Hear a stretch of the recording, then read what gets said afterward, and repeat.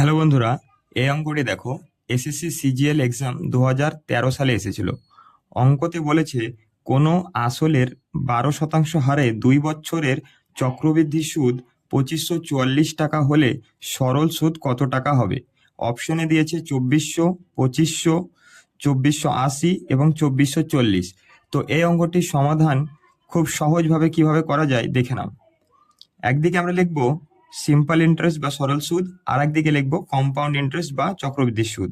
এবার দেখো, আমরা যদি সরল সুদ বার করতে যাই তাহলে কি করব, এই দুইয়ের সঙ্গে 12% গুণ করে দেবো। তাহলে 12 দুনি 24%।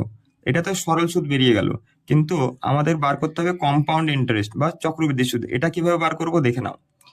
12 প্লাস এই যে 12, এই 12 প্লাস 12, যেহেতু 2 বছরের বলেছে, তো 12 + 12 24।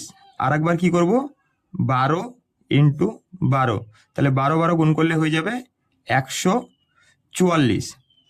এবার এই দুটোকে যোগ করতে হবে। এই যোগ করব কিভাবে দেখো, যখন আমরা যোগ করব তখন আমাদেরকে মাথায় রাখতে হবে যোগ করার পর সব সময় দশমিকের পর পাশে যেন দুটো সংখ্যা থাকে। তো আমরা এখানে দুটো বা তিনটে সংখ্যা নিতে পারবো না, এখান থেকে এই একটাই নিতে পাবো। তাহলে এটা কত হয়ে যাবে, 25.44। যেহেতু এটা 2 বছরের, যখন 3 বছরের বলবে তখনও এরকমই একটা ইজি ট্রিক্স আছে, যেটা আমি পরের ভিডিওতে তোমাদের জানাবো। তো এখন এটা হয়ে গেল 25.44%। এটা কি চক্রবৃদ্ধি সুদ। তো দেখো এখানে এখানে সংখ্যায় দেওয়া আছে কত চক্রবৃদ্ধি সুদ, 2544 টাকা। আর আমরা শতাংশে কত পেলাম, 25.44। তো এবার আমরা কি করবো, এখানে কি বলেছে সরল সুদ কত টাকা, মানে 24% মান বার করতে হবে।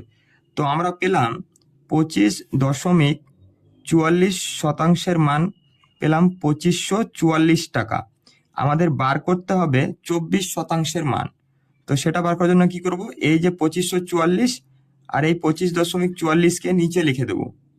25.44 ইন্টু এই 24টাকে এখানে লিখে দেবো। এবার এই দশমিক তোলার জন্য আমরা কি করব, যেহেতু দুটো সংখ্যা পরে আছে সেজন্য আমরা এখানে 100 নিয়ে নেব। এবার এই 2544, এই 2544 কেটে যাবে, আর এই 24 আর এই 100 গুণ করলে আমাদের হয়ে যাবে 2400। তো এটাই হয়ে যাচ্ছে আমাদের উত্তর, অপশন এ।